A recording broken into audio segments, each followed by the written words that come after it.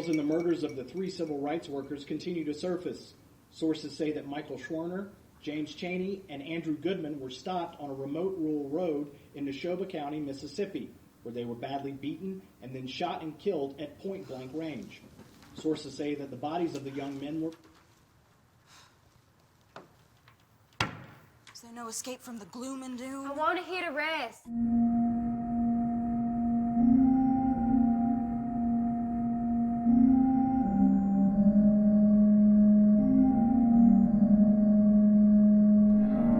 Mississippi's burning, history fans the flame. Mississippi's burning, James's story stays the same. Helping folks is one thing, but you and I both know that Mississippi is a powder keg. His story stays the same. Mississippi's burning, history fans the flame. Mississippi's burning, Andrew's story stays the same. I finally found something that gives my life some purpose, and I'm so grateful for that. His story stays the same.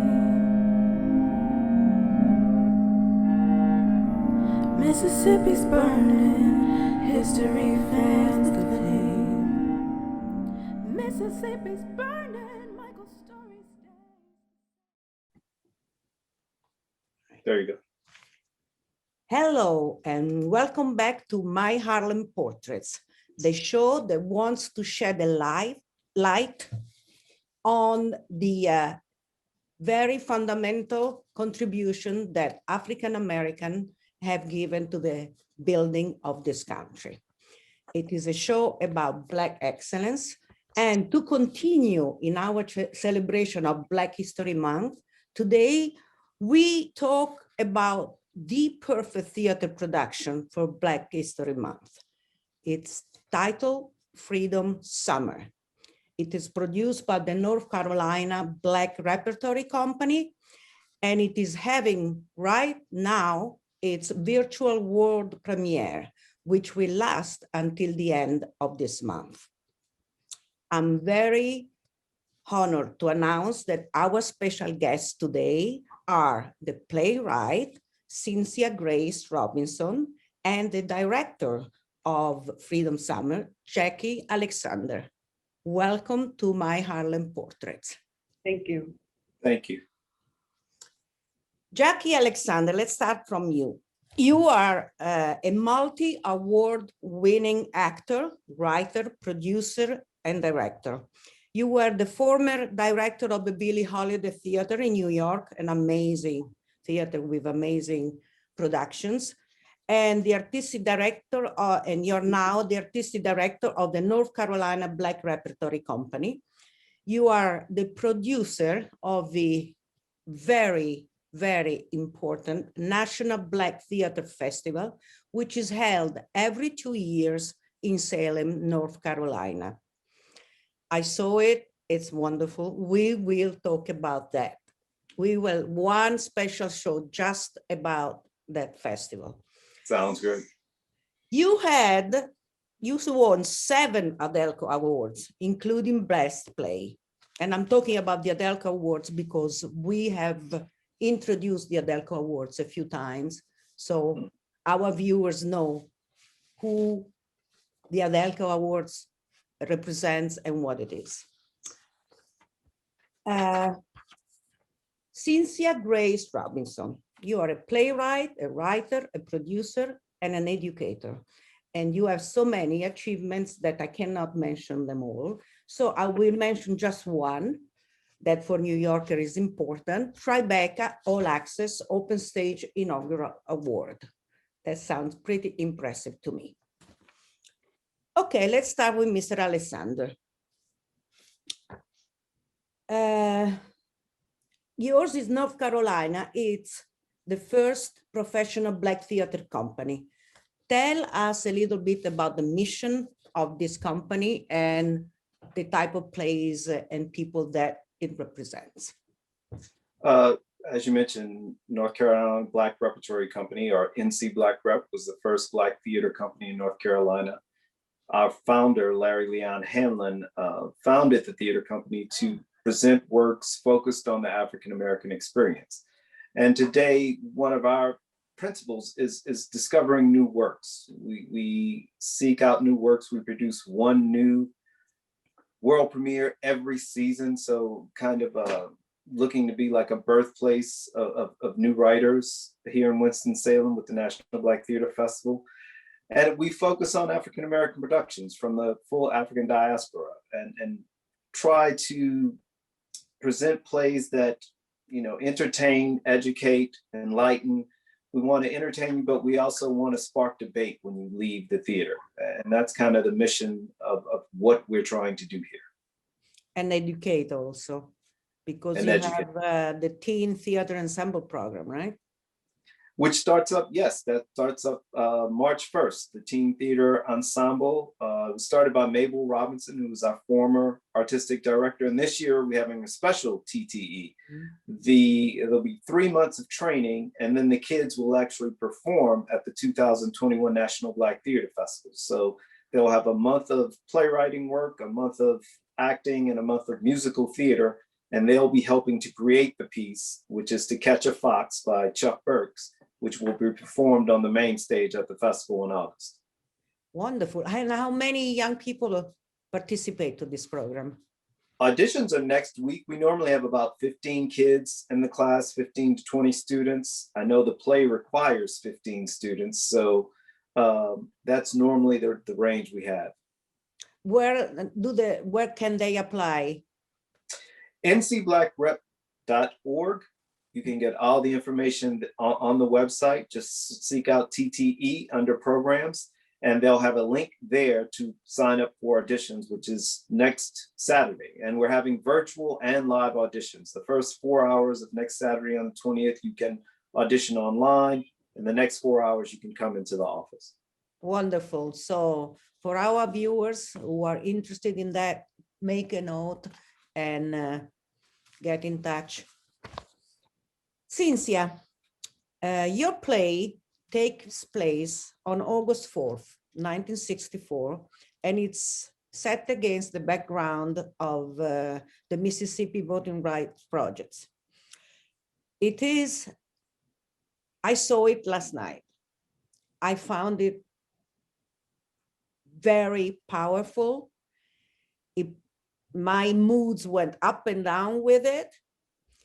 It was so engaging that I couldn't miss 1 second of it. And normally, you know, theater plays are done to see live because you want to have that interaction with the actors. But this is the first time that I did not miss. I didn't feel the need to be there. I felt I was right into the scene. And I think on top of your direction and your playwright, it was also beautiful work of camera, because you really were into the play.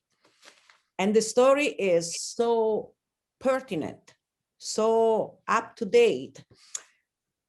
And not only because it's Black History Month, but because unfortunately we are in a political climate that is not so much different from that climate that you were talking about in your play, where voting rights are still not a given right for minorities. Mm-hmm. So tell us a little bit about this story. Okay, well, thank you all, first of all, for all of that and for your comments. I really appreciate it. I'm very humbled by that. So as you said, the play takes place on August 4th, 1964, and it happened to be the day that 3 young civil rights workers had been found dead in Mississippi. They also were part of something called the Mississippi Project, where they were registering Black voters in the Deep South, and what also became the Freedom Summer Project. Mm-hmm. And so that's the backdrop. And it's just so interesting that Jackie was just talking about young people, because it really, in my mind, is about young people. Mm-hmm. And how the circumstances of the outside world impact them. The 2 main characters, Carrie and Nora, are young women, sisters, And they are going through a very, I would say, turbulent moment in their lives, in that they are trying to discover themselves in terms of their identity. They're trying to work out some things in terms of family conflict, because one of the things I like to say the play is about is how do you climb out of your family tree. Yep. And they're really struggling with how to become free as individuals. And so by them being impacted by what is going on in the outside world, we see their internal conflict and the external conflict. And I think that that makes it really timely as well, because what we're going through right now, when we talk about social justice issues, right? Voting, violence in the streets, racism. We also have to think about how does that impact people on a personal level in their private lives. So when I saw the production, it brought up a lot of new things for me to discover. One of them being, the play really pulls the curtain back from what happens when people have to deal with the struggles that are going on politically and socially when they go home, and how that impacts them. Absolutely. Jackie, what inspired you? What made you choose to produce and direct this play? And if you can tell us a little bit about the story of the two sisters. NC Black Rep has a program called Living Room Theater, where we take stage readings out into the community. We'll do them at museums, on campuses, really anywhere where there's a stage and where people don't have access to theater, senior citizens' homes and stuff like that. So Freedom Summer was submitted. I've known Cynthia for several years. I loved the play when I read it. And it was a part of the 2018 Living Room Theater series. And we did it on the campus of Winston-Salem State University. And the reaction was very powerful, but a lot of the students there didn't know the story, which I found surprising. Wow. And I thought it was such an important piece of history, and I just couldn't believe kids, it's not that long ago, didn't know about this. They didn't know about the freedom riders and all this. Wow. I had no idea. There was it's a great story. We did, and again, wanting to educate and entertain. I love when people leave a reading or a performance and they go seek out information. Mm-hmm. It's great when you can entertain and educate and kind of prompt people to learn more. So I thought this would be the perfect production, and it was actually scheduled for March of 2020. We actually closed down the production 4 days before it was supposed to open. So just the story, it deals with it's set against the backdrop of the Voting Rights Project, but it's so intimate, and it really shows how violence against a community, against Black bodies, kind of scar that community. You never leave it behind. And these two women, a lot of plays, two sisters, right? Two sisters, one who's very light and one who's much darker. Yes. So that's the very important thing in this play. Exactly. Yes. One of the sisters, Nora, is actually living her life. She's passing as a white woman in Boston. And her younger sister, Carrie, has made a choice to pass up on her career and go down and work to register Blacks to vote. So pretty much putting her life on hold to fight for the cause of helping Blacks to register to vote. And it's these two women, the conversations they have, they're emotional, there's an emotional intensity to it, but as I was saying the other night, there's such intelligent conversations. They really touch so many different topics and how, again, that violence against a community scars your psyche and affects you and affects every decision you make. And I just thought the writing is just brilliant. You said watching it felt like very personal, because it is very personal. It's such an intimate portrayal, and the dialogue is so authentic. And I think that's what makes great theater. And I got that reading it, and I found two amazing actors who just brought it to life so beautifully, that it almost feels like you're not watching a play. You're just sitting in on a conversation between two sisters. And I think that was the beauty of it. Yes, it was fantastic. And what also struck me is that when I read the synopsis, I felt, well, I'm gonna be a fan of a sister who's not passing, all right? But when I followed it, you were so incredible in showing both perspectives in such a clear way that there was no, you couldn't be on one side or on the other side. You could see both perspectives and understand both of them. And I was on one moment I was, no, Nora is right. And then I was, no, she's right. No, Nora is right. I didn't know what to do. It was incredible. And one thing that really struck me is the way you use the word invisible, which Nora uses, the light skin. Yes. Usually is like the invisible man. Right. For you tell the difference, because I think that was so, it really struck me. Well, the first thing I want to say is thank you for affirming your experience with the play. That was the goal, for it to be a push and pull. Yeah. You know, it shouldn't be clean, right? And it's sort of like the different parts of the psyche, I think, of many Black people living in this country. It's sort of like, you know, so I'm glad that it was kind of messy for you watching it. I think that that's really important. As far as the word invisible, you know, I grew up, my father used to always speak about living in the skin, meaning living as a Black person in this country. And we would talk a lot about how we're not invisible on one hand, but we are invisible on another, and sort of like right now, you know, we have all of these issues where people feel there's a lot of profiling. So in those cases, you're not invisible, right? But then when it comes to institutionalized racism, then you are invisible. You know, so I'm very intrigued by this idea of being seen. And that's something that is part of our conversation that's going on in America right now.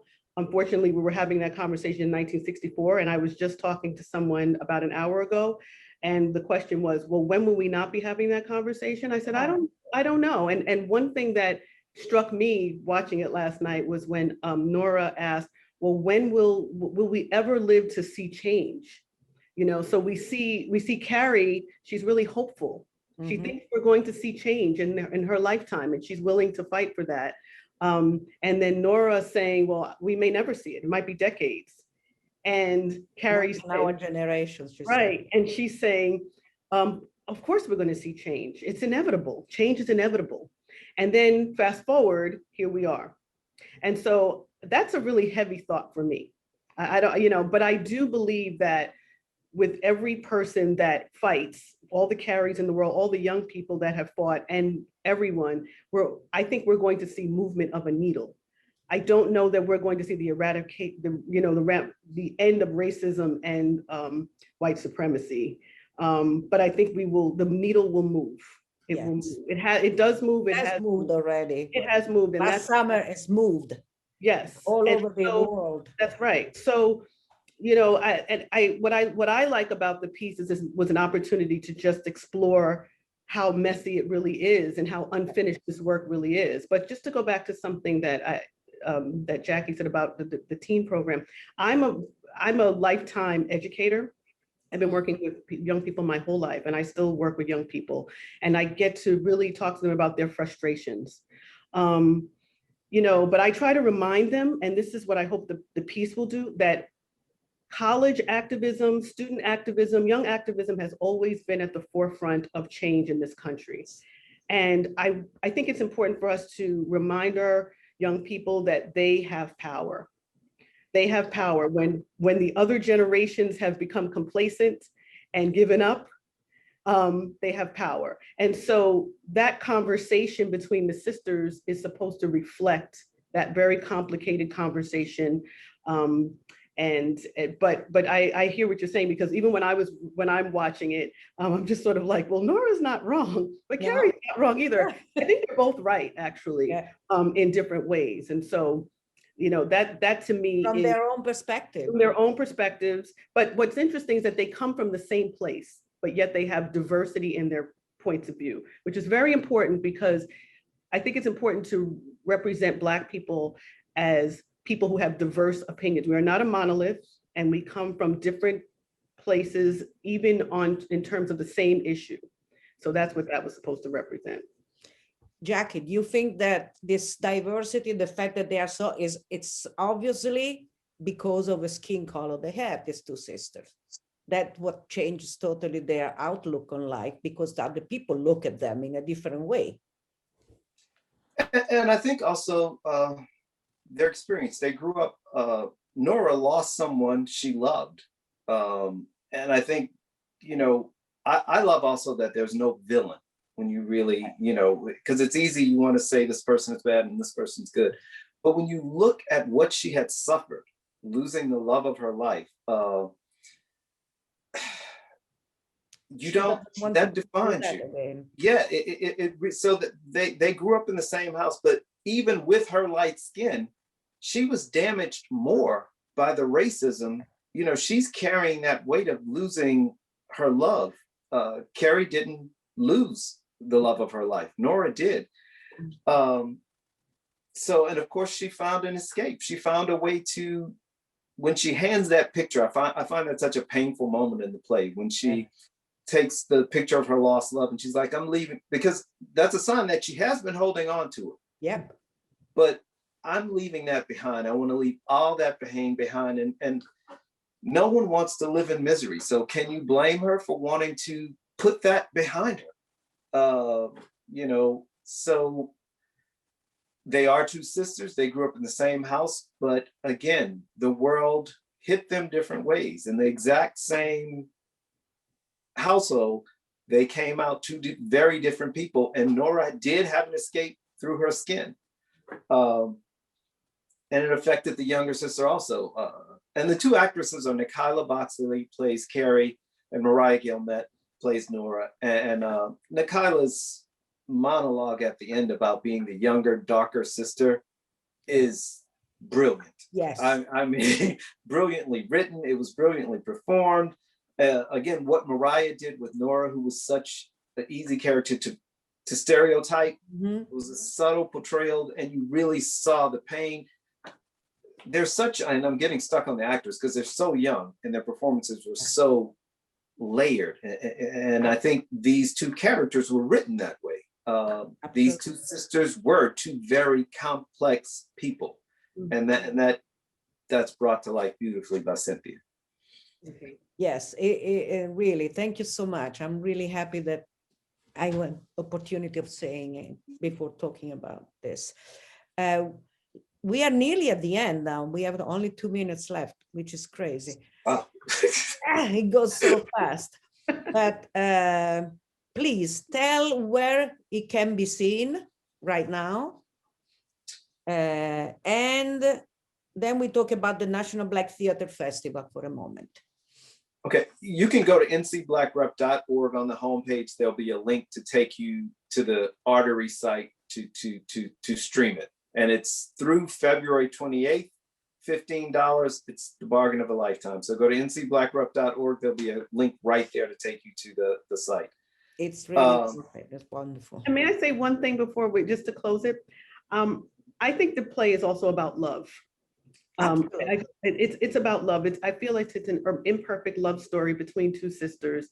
And the thing, even though they're from different points of view, they have a lot of pain they're trying to unpack. They're grieving in different ways, and in some ways in the same way. It's the love that keeps bringing them back. So one of my favorite things about the play is that it's a family, and how we can still come back even in our pain. We may not stay together, but one of the things that I really enjoyed watching these two actresses portray was a love between two sisters. Like I found myself also crying at different parts, which, as if I was surprised it was happening, but, they just did such a fantastic job. So I just hope everybody, tunes in to see these two young women and to join the conversation of this story. I hope that we are going to see this summer at the National Black Theater Festival. Are we? You will. I'll just let that out of Wonderful.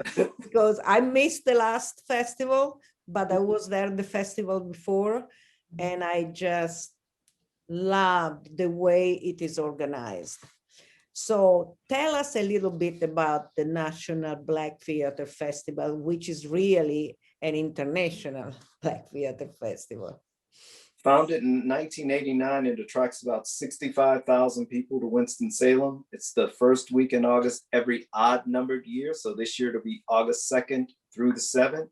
We produce about 30 main stage productions, 5 fringe productions, 50 play readings, movie screenings, and countless workshops and international colloquium on Black theater. There's something to do from 8 in the morning till 4 in the morning. There's very little sleep. And it's really a communion, a family reunion. People plan their family reunions at the festival. So I think this year, after being locked away for the past 18 months, people were really itching. Believe it or not, 2019 was our biggest festival. But as of right now, we have more hotel reservations this year than we did in 2019. I'm wearing my purple, by the way. Yes. I'm repping Black, National Black Theater Festival, NC Black Rep with my purple, and I will have all my purple ready for this summer. That's so funny because in Italy, purple, it's a color you do not want to wear in theater. Huh. It brings bad luck because purple is the color of Lent. And during Lent, performers were not allowed to perform. And therefore, for them, it was a time in which they couldn't make money. Okay. And I found out the first time that I was working at the Scala Milan, and I arrived with a purple thing on, and everybody was looking at me like, what are you doing? That's what I found out. But it's so funny because purple is one of my favorite colors.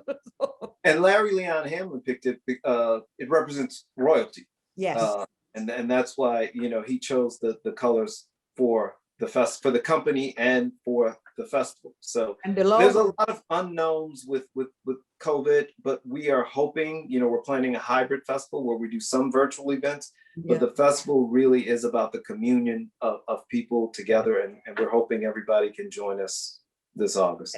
Come to Winston-Salem. Our viewers, you have to experience this immersion in culture, history, art. It is amazing. Music, happiness. It's amazing. It's really something that I had never experienced before. It's wonderful. But you and I, we are going to talk about that in a special edition about the festival again. So I thank you today, Cynthia. Thank you very, very much for this amazing play you wrote. Don't stop writing this kind of stuff because we need more and more of this. Thank you. Thank you, Jackie, for directing and choosing it. And thank you for being at My Harlem Portraits. Have a wonderful afternoon. Thank you, Maria. Thank you. Bye-bye. To the viewers. Bye-bye.